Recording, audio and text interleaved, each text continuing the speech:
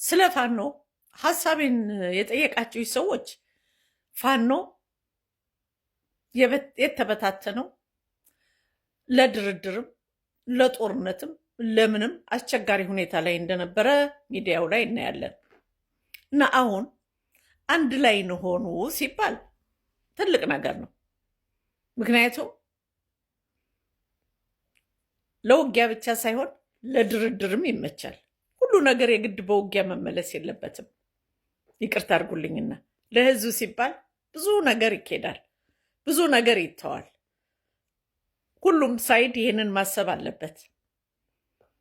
ግን ምንድን ነው አማራ አሁን የሚያስፈልገው የአብይ ሞት ወይ የእንቶኖሜት ወይ የማንትሴ ሞት አይደለም። አሁን የሚያስፈልገው አማራ በኢኮኖሚ እንዲያድግ፣ እንዲበለጽግ፣ ትምህርት ቤቶች ውል እንዲሰሩ፣ ሆስፒታሎች ውል እንዲሰሩ፣ መሰረተ ልማት ላይ ማተኮር ነው። ሌላው ጉዳይ ምንድን ነው? የአማራው ትግል ወይንም የአማራውን ፍላጎት ወደኋላ የሚገትተው ምንድን ነው? አማራውን ባህላዊ ለማድረግ እና ሃይማኖታዊ ለማድረግ የሚሮጠው ሩጫ ሚኒንግለስ ነው፣ ትርጉም አልባ ነው። ምክንያቱም እምነቱንም ባህሉንም ማንም ሰው የሚወስድበት የለም። ሰው ከፈለገ ማለት ነው፣ ራሱ እያንዳንዱ ኢንዲቪዥዋሊ ከፈለገ ማለት ነው። ማንም የሚወስድበት የለም።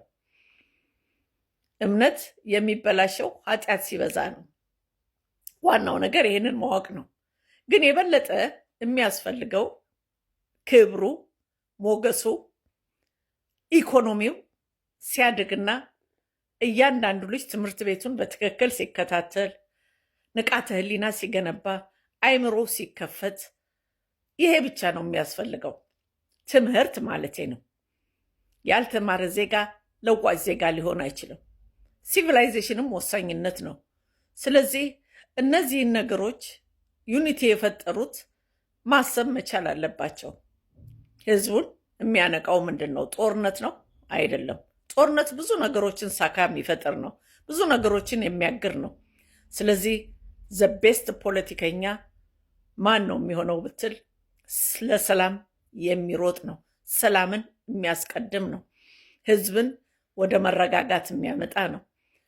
ሀብታሙ በአይሮፕላን እየተጓዘ ሚስኪኑ መላወስ የማይችልበት አካባቢ እያደረግነው ሰርቶ ለመብላት እንኳን የተቸገረበት ዘመን ነው። ከአንዱ ቦታ ወደ አንዱ ቦታ ላይ ሄዶ ይሄ ሊሆን የሚችለው ምንድን ነው?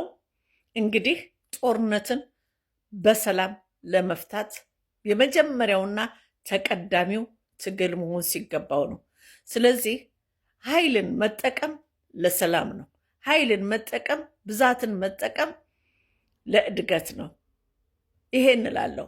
ስለዚህ አንድ ላይ በመሆናችሁ አልተከፋሁም። እንደውም ብዙ ነገር ታቅዳላችሁ ብዬ ገምታለሁኝ። ግን ቀዳሚው ሰላም ነው። ከሰው ሞት የምናተርፈው ነገር የለም። አመሰግናለሁ። ባዩሽ አበበ ነኝ ከጀርመን። ባይ ባይ።